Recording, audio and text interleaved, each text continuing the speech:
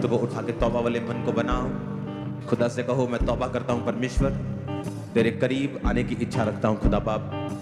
मेरी कमियों को दूर कर, कमजोरियों को दूर कर परमेश्वर, और मुझे अपने नजदीक लेके आने में मेरी मदद कर खुदाबंद। यीशु मसीह ने कहा, अगर तू मेरे नजदीक आएगा तो मैं भी तेरे नजदीक आऊंगा। अपने हाथों को उठा के खुदा से कहो, परमेश्वर मेरी सारी कमियों को दूर कर, मेरी स्पिरिचुअल आईज को ओपन कर खुदाबंद, मेरी कमियों को दूर करके मैं तेरे और नजदीक आ सकूं। उठाकर अपने हाथों को प्रार्थना कर।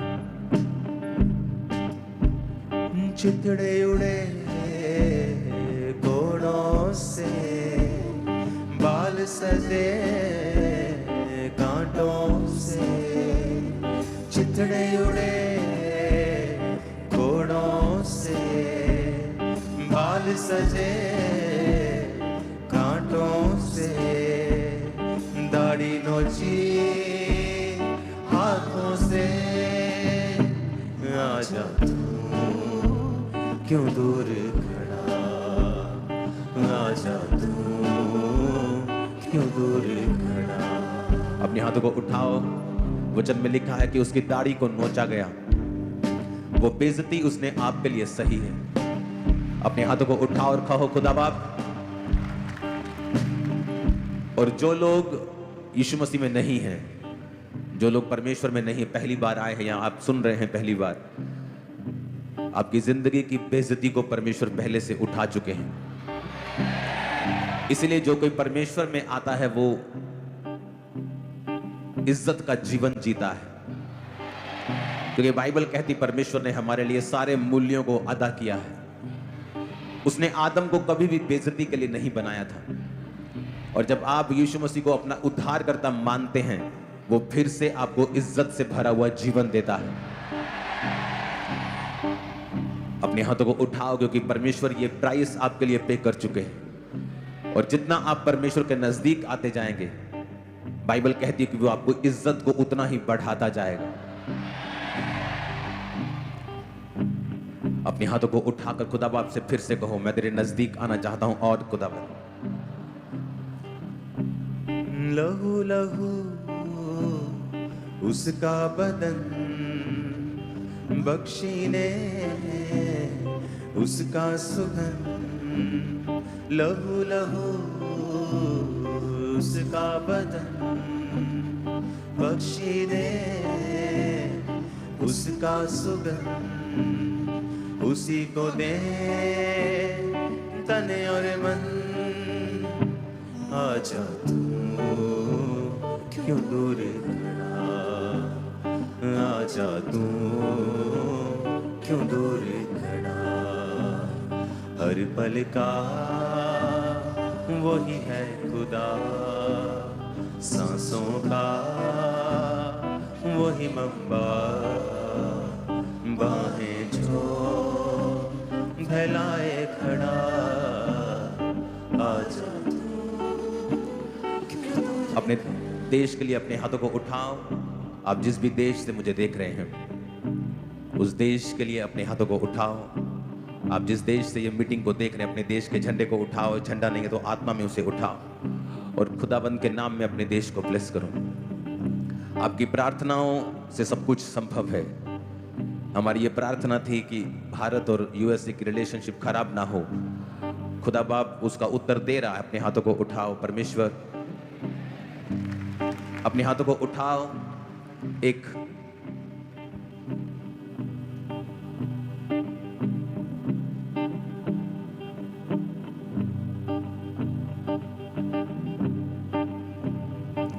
यीशु मसीह ने कहा है कि तुम जगत की ज्योति हो। उसका मतलब है कि तुम रास्ता दिखाओगे।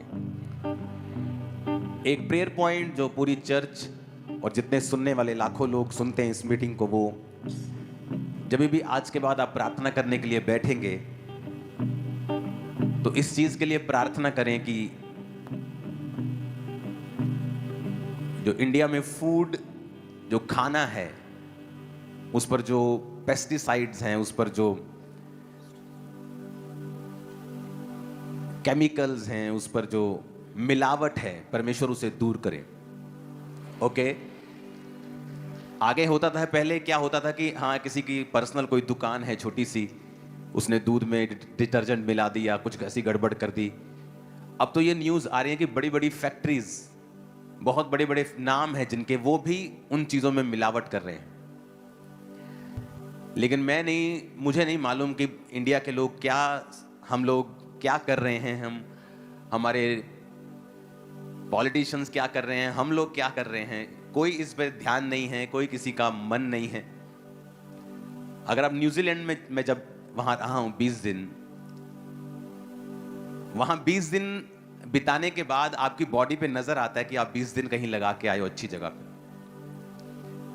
इंडिया में क्या हो रहा है जी, ये फरवरी का महीना है जी, आधों को बुखार होगा चर्च में, आधों को खांसी होगी। क्या हो रहा है? मौसम चेंज हो रहा है। आप दुनिया में कहीं भी चले जाओ, मौसम चेंज होने से कोई भी बीमार नहीं होता, लेकिन इंडिया में लोग हो रहे हैं बीमार। एक्चुअली ये मौसम चेंज नहीं है, यहाँ की हवा, यहाँ का पानी, यहाँ का खाना, आपका दूध, आपकी सब्जियां, सारा कुछ केमिकल के नीचे है।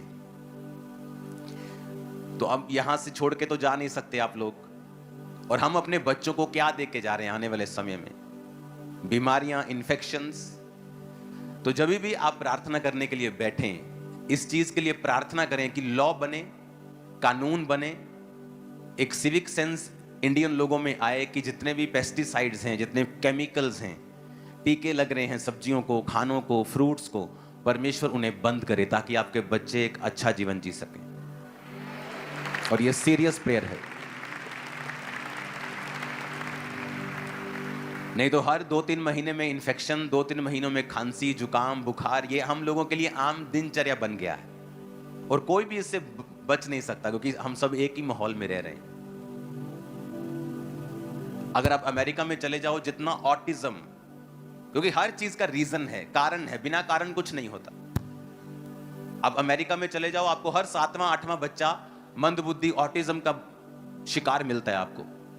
डेवलप कंट्री में ऑटिज्म क्यों? क्योंकि जब आप अमेरिका में स्टडी हुई और प्रेसिडेंट ने, अमेरिका के प्रेसिडेंट ने भी ये बोला कि जितनी दवाइयां हम प्रेग्नेंट वुमेन को देते हैं, जितने इंजेक्शंस लगाते हैं, उन्हीं की वजह से जो पैदा हो रहे बच्चे हैं वो ऑटिज्म का और मंदबुद्धि का शिकार हो रहे हैं। आप इंडिया के गांव में चले जाओ, खासकर विलेजेस में चले जाओ, जहां बहुत कम एक्सपोजर है एक औरत का फालतू दवाइयों में। दवाइयां ठीक हैं एक हद तक।